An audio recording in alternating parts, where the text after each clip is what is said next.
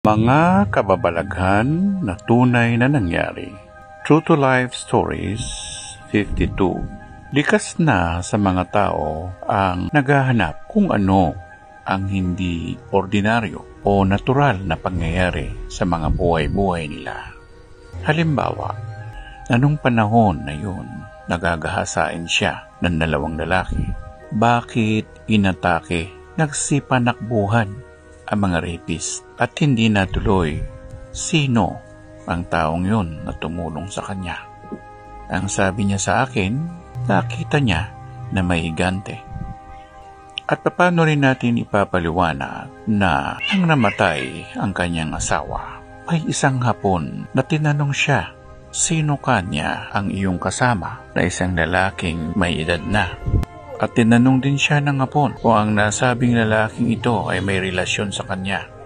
At natukoy din ng hapon na ang nasabing taong multo na ay asawa nito.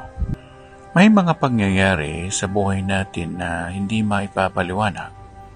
Noong pinatay ang babaeng may-ari ng isang hardware, tinulungan ko ang mga tao doon para malaman kung sino ang pumatay dito. At ginamit ko ngang medium ang manugang nito. Noong binubuksan ko ang lugar ng astral na yaon at nakapasok nga doon ang medium, minuto o segundo lamang, makikita niya ang pumatay sa kanyang biyanang babae. At siya na mismo ang magpapatunay kung sino talaga ang kumitil sa buhay nito. Subalit, habang nangyayari ang prosesong yaon, pinatay ng multo ang ilaw at nawala ang ulirap ng medium. Hindi niya nakita kung sino ang pumatay sa kanyang biyanang babae. Sa kakayahan ko, nakita ko kung sino yung pumatay. Subalit, hindi ko yun siniwalat dahil magkakagulo-gulo silang lahat.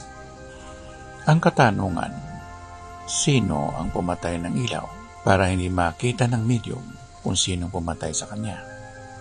At paano niyong ipapaliwanag na ang driver na sabi niya noon na siya ay nasa bandang UP, na bigla na lamang siyang dumating sa lugar ng bahay ng kanyang amo, na ikinagulat ng amo niya at sinabihan siyang nagsisinungaling ito. Subalit, sumagot ang driver at sinabi ng driver na tinulungan po ako ng amigo ni Mang Tony para makalusot sa traffic. Sa daigdig na ito na ginagalawan natin ang pisikal, may mga nilalang na hindi pisikal.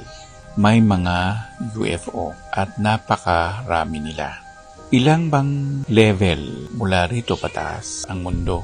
Mula atmosphere, papuntang stratosphere, ionosphere, at sphere na hindi pa natin alam. Kaya nga kahit na mayroong siyensya, meron ding tinatawag na parascience or paranormal. Seems like science or pseudoscience.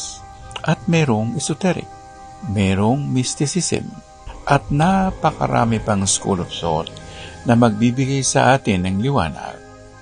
Subalit, sinasara natin ang ating mga mata, ang ating damdamin, at pinapairal natin ang ating kuro-kuro. Kaya mismo, ang mga ansin na ito ay hindi rin nila mahusgahan kung hanggang saan nila papatotohanan ang kanilang kalagayan.